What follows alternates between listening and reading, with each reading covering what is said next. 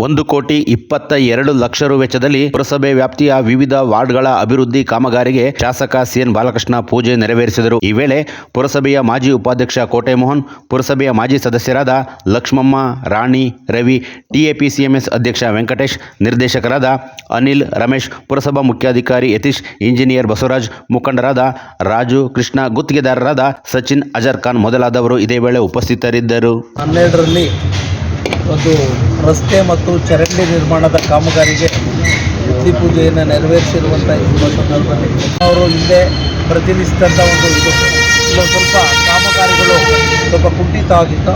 ಆ ಕಾರಣದಿಂದ ಇದು ಟೆಂಡರ್ನ ಪೂರ್ಣಗೊಳಿಸಿ ಇವತ್ತು ಸಚಿನ್ ಅವ್ರಿಗೆ ಇದು ಟೆಂಡರ್ ಕಾಮಗಾರಿ ಇವತ್ತು ಅಗ್ರಿಮೆಂಟ್ ಕೂಡ ಆಗುವಂಥದ್ದು ಅವಕಾಶ ಆಗಿದೆ.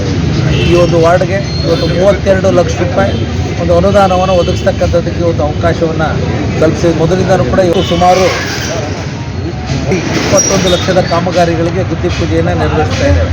ಇವತ್ತು ನಾವು ವಾರ್ಡ್ ನಂಬರ್ 12ಕ್ಕೆ 32 ಲಕ್ಷ, ವಾರ್ಡ್ ನಂಬರ್ 11ಕ್ಕೆ 40 ಲಕ್ಷ, ವಾರ್ಡ್ ನಂಬರ್ 15ಕ್ಕೆ ಸುಮಾರು 30-35 ಲಕ್ಷ ಆಗ್ತದೆ. ಒಟ್ಟು 1,21,00,000 ರೂಪಾಯಿ ವೆಚ್ಚದಲ್ಲಿ ಇವತ್ತು ಗುದ್ದಿ ಪೂಜೆ ನೆರವೇರಿಸಿದೆ. ಈ ವಾರ್ಡ್ಗೆ ಇನ್ನೂ ಕೂಡ ಕೆಲವು ಕಾಮಗಾರಿಗಳಾಗ್ತಕ್ಕಂಥದ್ದು ಬಾಕಿ ಇದೆ.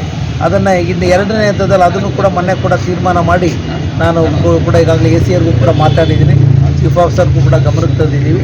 ಅದನ್ನು ಕೂಡ 2ನೇ ಹಂತದಲ್ಲಿ ಅದನ್ನು ಕೂಡ ಮಾಡಿಸ್ಕೊಡ್ತಕ್ಕಂಥದ್ದಕ್ಕೆ ಅವಕಾಶವನ್ನು ಮಾಡಿಕೊಡ್ತೀವಿ ಅಂತಕ್ಕಂಥ ಮಾತನ್ನು ಕೂಡ ಈ ಸಂದರ್ಭದಲ್ಲಿ ಹೇಳಿ, ಇವತ್ತು ಮೋಹನ್ ಕೂಡ ಅಧ್ಯಕ್ಷ ಆದಂಥ ದಿನದಲ್ಲಿ ನಮ್ಮ ಸೂಚನೆ ಮೇರೆಗೆ ಎಲ್ಲ ನಮ್ಮ ಪುರಸಭಾ ಸದಸ್ಯಗಳ ಸಹಕಾರದಿಂದ ಎಲ್ಲ ಕೆಲಸ ಕಾರ್ಯಗಳಿಗೆ ಹೆಚ್ಚಿನ ಆದ್ಯತೆ ನೀಡಿ ಬಹುಶಃ 80% ಕಾಮಗಾರಿಗಳನ್ನ ಮಾಡಿಸಿದ್ವಿ.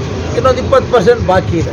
ಆದ್ಯತೆ ಮೇರೆಗೆ ಅನುದಾನದ ಲಭ್ಯತೆಯನ್ನು ನೋಡಿಕೊಂಡು ಇನ್ನೂ ಕೂಡ ಮುಂದಿನ ದಿನಗಳಲ್ಲಿ ಆದ್ಯತೆಯನ್ನು ನೀಡ್ತೀವಿ ಅಂತಕ್ಕಂಥದ್ದನ್ನು ಕೂಡ ಹೇಳಿ, ಇವತ್ತು ನಮ್ಮ ರಾಣಿ ಕೃಷ್ಣ ರೋಡ್ ಅಲ್ಲೂ ಕೂಡ ಒಳ್ಳೆಯ ಕೆಲಸ ಕಾರ್ಯಗಳು ವಿಶೇಷವಾಗಿ ಆಗಿದೆ. ಇನ್ನು ಲಕ್ಷ್ಮಮ್ಮನವ್ರಿಗೆ ಇದಲ್ಲದೆ ಇನ್ನೂ ಒಂದು 30-40 ಲಕ್ಷ ರೂಪಾಯಿ ಕಾಮಗಾರಿಗಳನ್ನ ಇಲ್ಲಿಗೆ ಮಾಡಿಸ್ಕೊಡೋವಂಥದ್ದಕ್ಕೆ ಅವಕಾಶವನ್ನು ಮಾಡಿಕೊಡ್ತೀವಿ. ಊರಿನಲ್ಲಿ ಮಂಟಿ ಅಲ್ಲಿಂದ UGD ನೀರು ಸ್ವಲ್ಪ ಕೆರೆ ಮೂಲಕ ಸೇರುವಂಥ ಸಂದರ್ಭ ಆಗಿದೆ.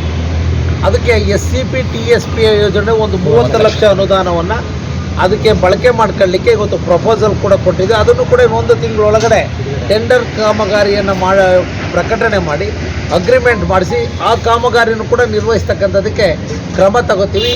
ಈ ಕಾಮಗಾರಿ ನಿರ್ವಿಘ್ನವಾಗಿ ನೆರವೇರಲಿ ಅಂತ ನಲ್ಲಿ ಏನು ಅಲ್ಲಿ ಮೇಲ್ಗಡೆ ಸರ್ಕಲ್ ಅದು ನಮ್ಮ ಗುರುಭವನದ ಹತ್ರ ಕಾಮಗಾರಿ ಆಗ್ತಿದೆ. ಅವು ಕೆಲವ್ರಿಗೆ ಮಾಹಿತಿ ಕೊರತೆ ಇದೆ. ಅದಕ್ಕೆಂದರೆ ಕೆಲವೊಂದು ಬ್ಲಾಕ್ ಸ್ಪಾಟ್ ಅಂತ ಮಾಡಿದೆ ಒಂದು ಗುರುಭವನದ ಹತ್ರ.